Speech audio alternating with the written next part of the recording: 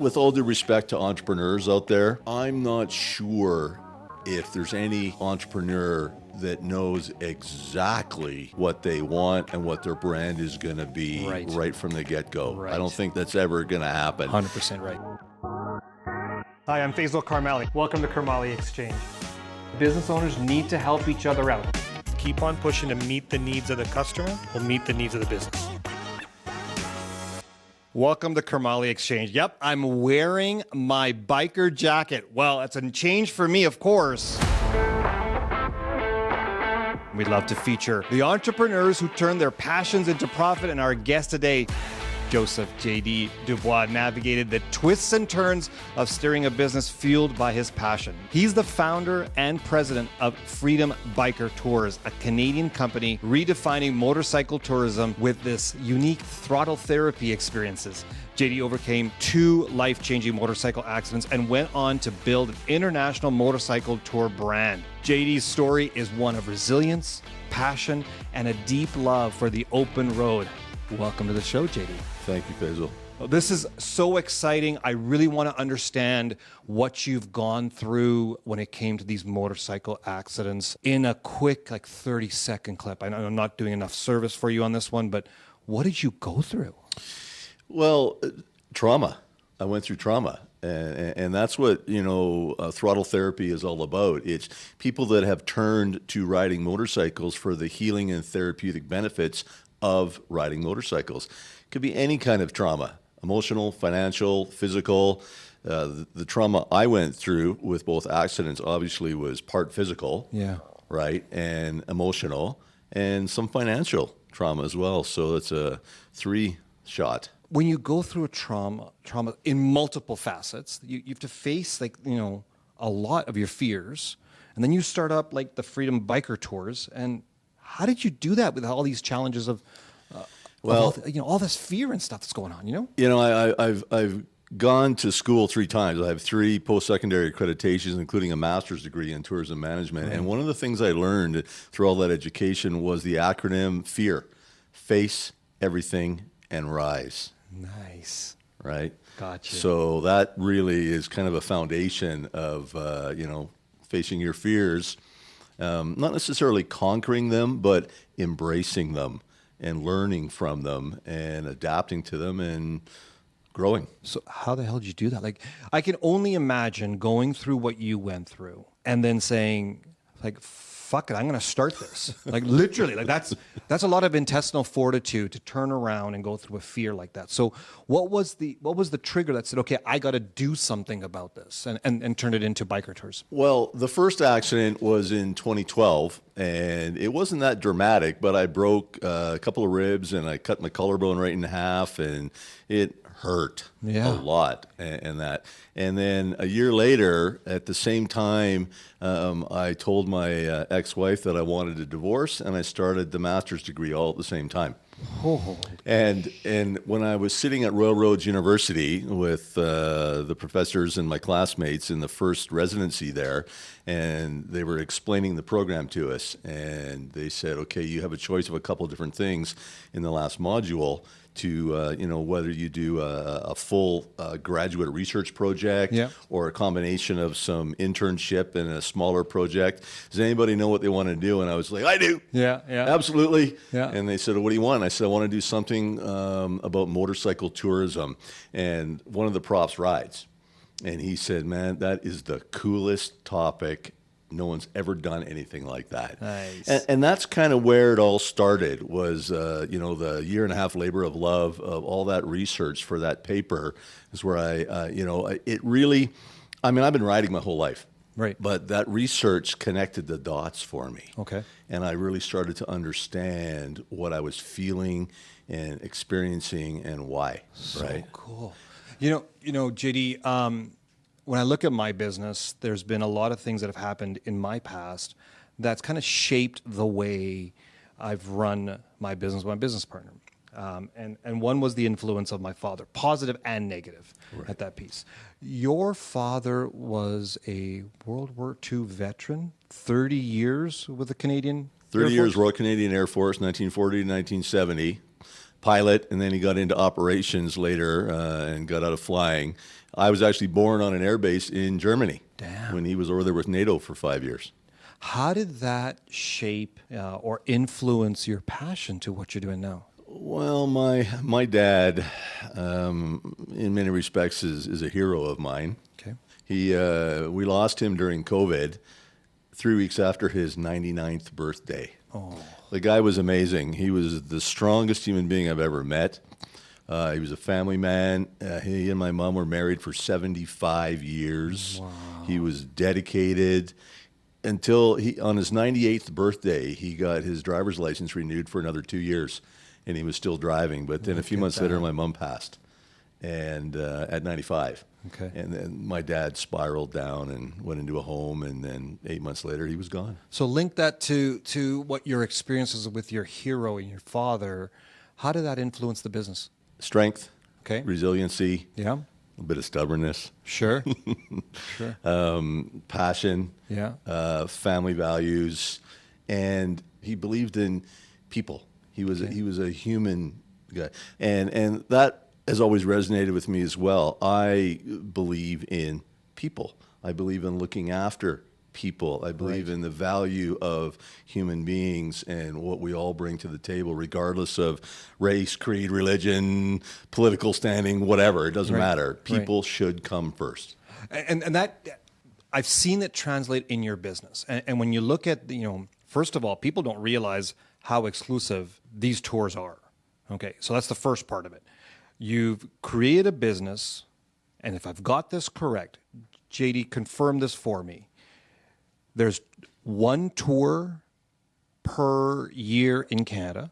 That's correct. And one tour per year in Australia. One tour of each itinerary. Itinerary, got you. Right, like we have a Maritimes itinerary, Yeah.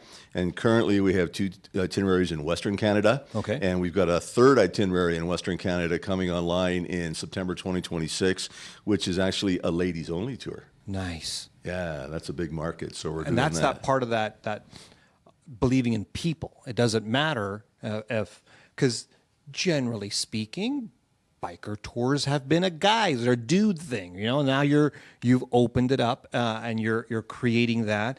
One thing that I've learned about your business is the whole concept behind the brand, and I've written down a few keywords here: authenticity, acceptance, brotherhood. How have you infused these values into your brand? Well, you're bang on. Inclusivity is of paramount importance to me and to our brand.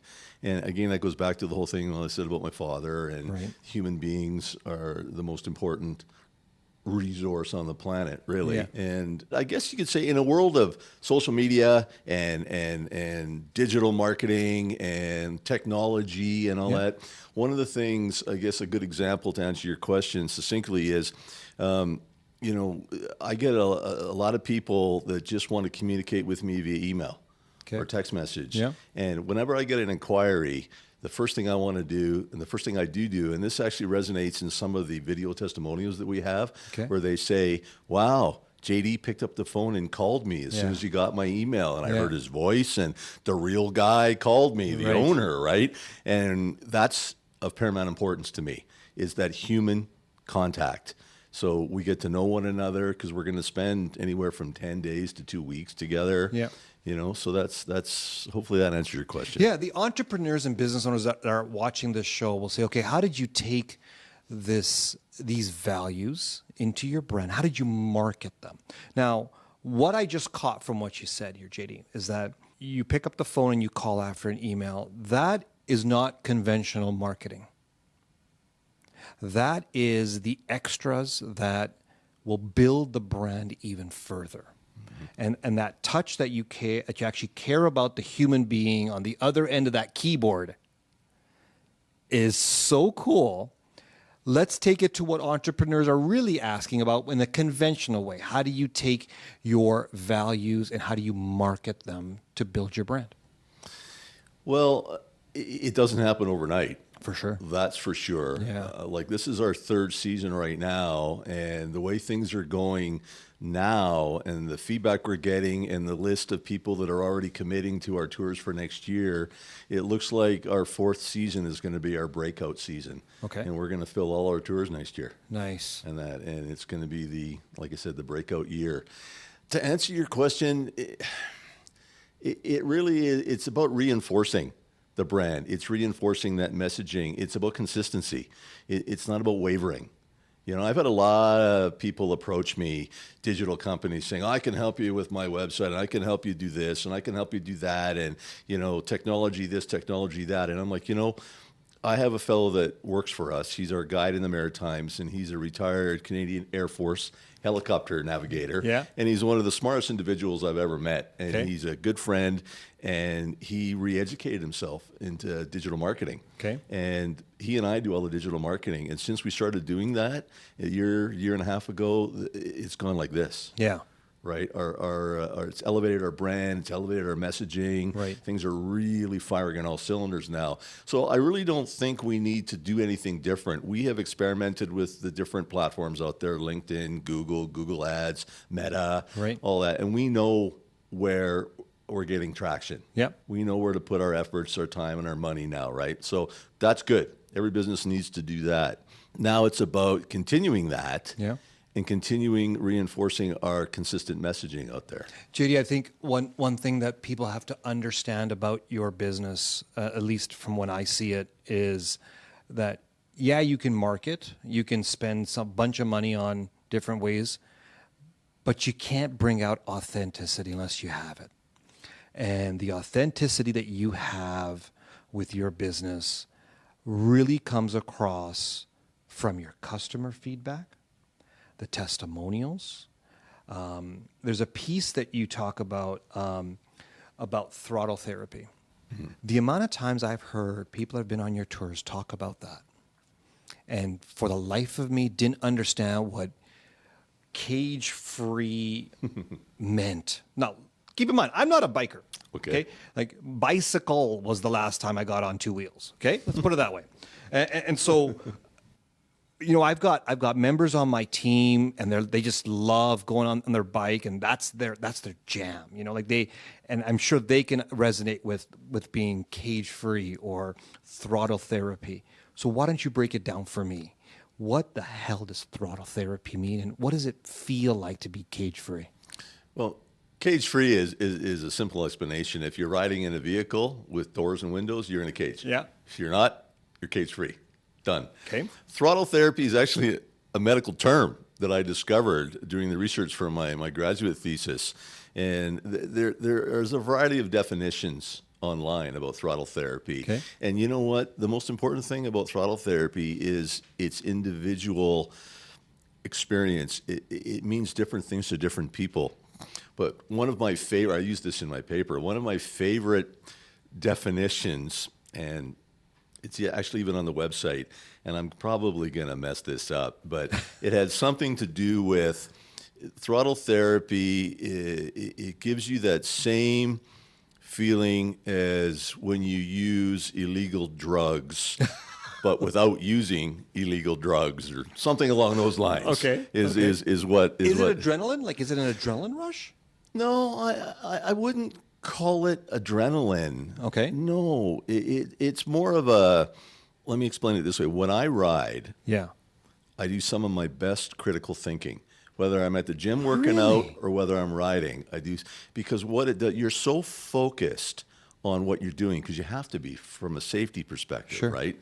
You're focused, and your senses are all alive. Like, you hear, you smell, you feel everything. Gotcha. Right, that's part of being cage free too, right? Yeah. And but it also, because you're focused, it allows the rest of your brain, the subconscious part of your brain, to focus on other things. So give me an example of what the last time you had your version of throttle therapy. What was going on in your mind that brought it forward? Because I think a lot of business owners need to understand how you can bring what's in the back of your mind to the front. And I think a lot of your customers have to understand that this is an opportunity for them to experience this. You can't make it happen. It just happens. Shit. Okay. And it's an individual experience. So I guess a good way to explain it, from my perspective anyway, would be it would depend on what's important to me that day, what's going on in my mind that day, whether it be from a business perspective or on a personal level. Sure. You know, what's occupying my mind. When I'm relaxed and I'm writing and I'm focusing, and that back subconscious most active part of your brain, that 90%, right? Yeah. That's when things go, oh yeah, and solutions start to come out, and it's a Did calming. anybody see that look? That look right there. Hang on. Sorry, JD. I got to say this out loud. Okay. I have a member on my team. His name is Jason. He talks about his bike, and the same goddamn look comes out of Jason's face as JD just had right there. There is something about being part of this brotherhood community that brings out that look. You don't see it very often. And if you're going to actually get on the bike and be part of a tour, you're going to see this. Right now, behind the camera, Jason has the same look you have on right now. Maybe I should patent it. I think you should.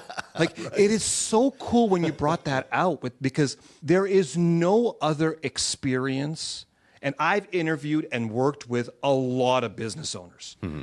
There is nothing from a consumer base that brings that look, that emotion, no matter where they are in the world, that they can just go through that experience and they can bring out that look. Now, I don't know how you patent it. I don't know how you bottle it and sell it. I don't even know what it looks like, man, because I've never done it in front of a mirror. Oh, so I don't know.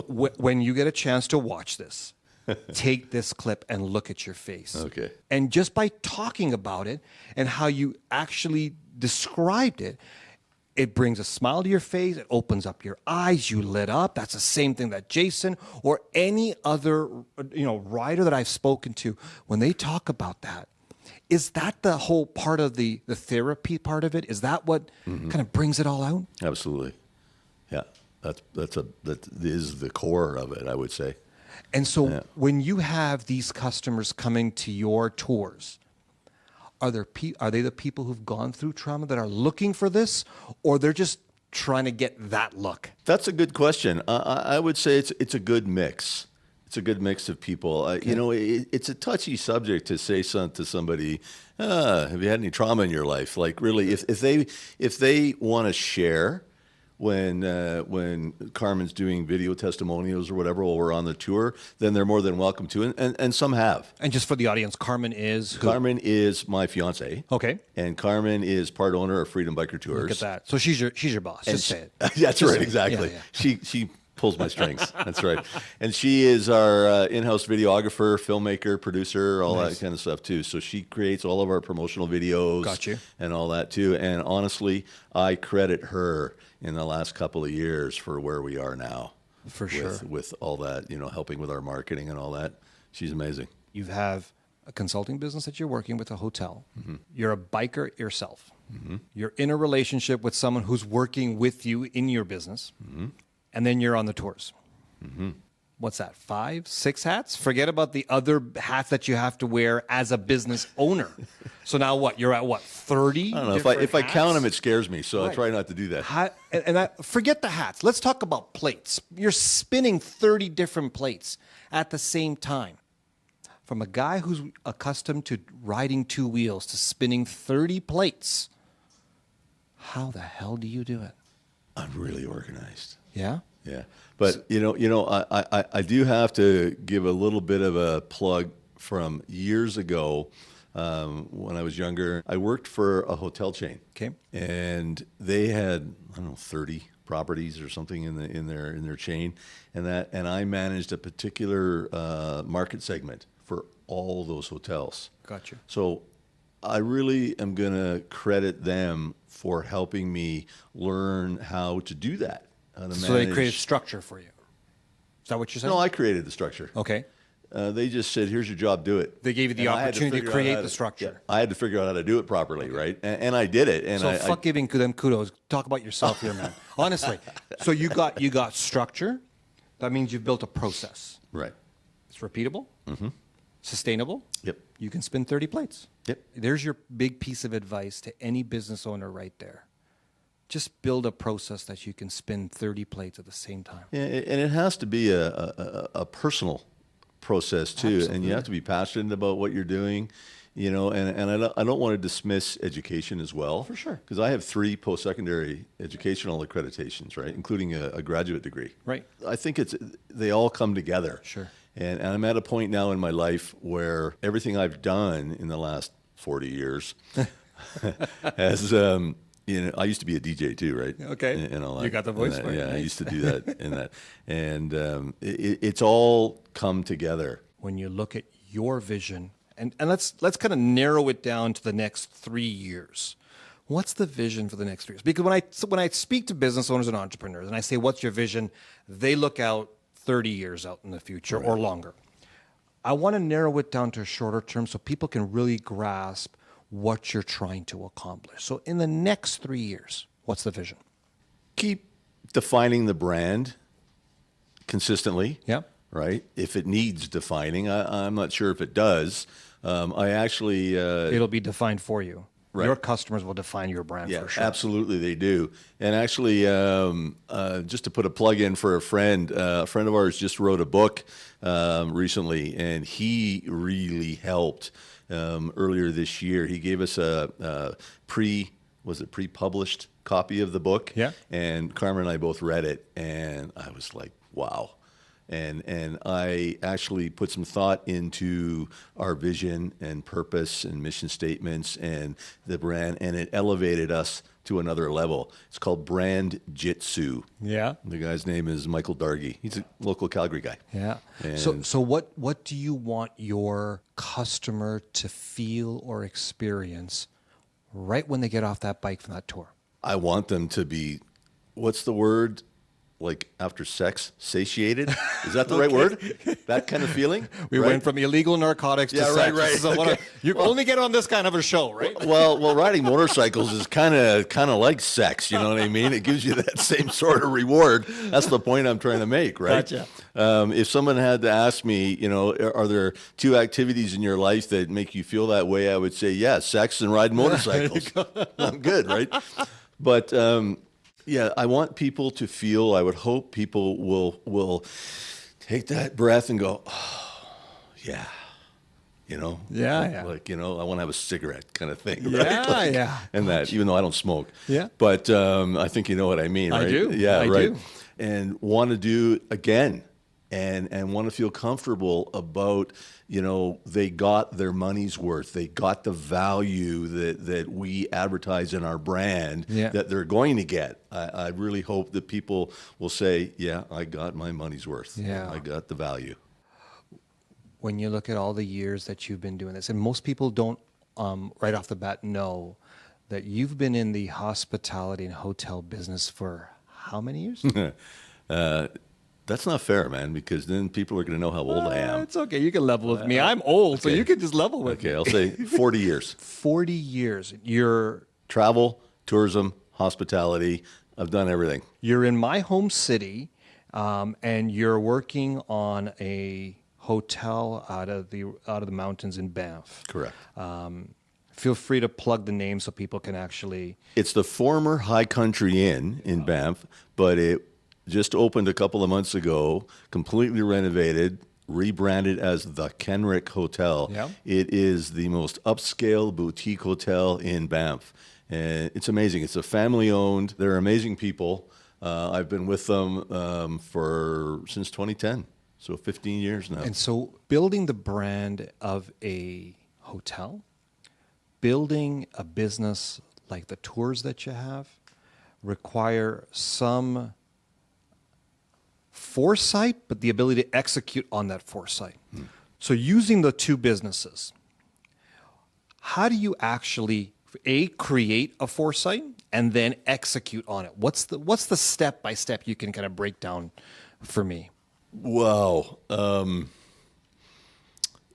That's like a 6-beer question. Okay. I always say when someone asks me something like that, that's a big question. Tune in for the 6-beer conversation, I guess, then, right? There's a lot of trial and error. Sure. Okay. There's a lot of life experiences built into that. There's a lot of research. built into it as well, right? I mean, with all due respect to entrepreneurs out there, I'm not sure if there's any entrepreneur that knows exactly what they want and what their brand is going to be right from the get-go. Right. I don't think that's ever going to happen. 100% right. You've got a passion, you've got an idea, you've done some research, and then it unfolds over time. It might be a short period of time. Yeah. It might be a long period of time, but it does unfold over time. Like the Freedom Biker Tours brand is still growing. Yeah. It's still developing. Yeah. Right. I mean, we're well on our way. Yeah. But I'm entirely open to massaging it a little bit if need be. Right. I've always said that entrepreneurs and business owners, no one can do this by themselves. There's always people who help you along the way in many different ways.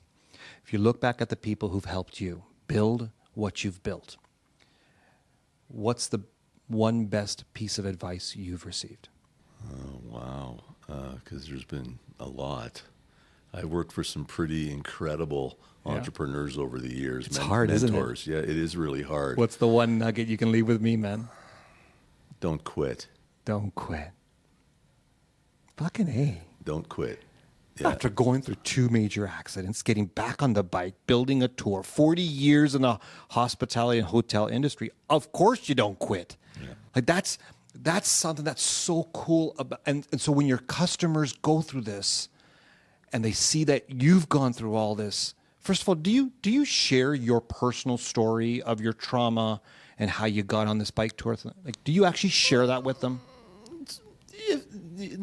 Not openly, like not on the internet or anything like that, or on Why social not? media. But that's a very good question. So let Can me I think about that for a while? Oh, for sure. Like, it was rhetorical and anything. Like, but what I think the reason why I'm bringing that up is because one thing about bikers is the first thing they look for is safety. Of course, there's stupid drivers and cars out there. There's a lot of danger out there, and so someone who's gone through what you've gone through can come out and say, "Hey, look, I've gone through 2 traumatic experiences just when it comes to a vehicle." Forget about anything else in your life, okay?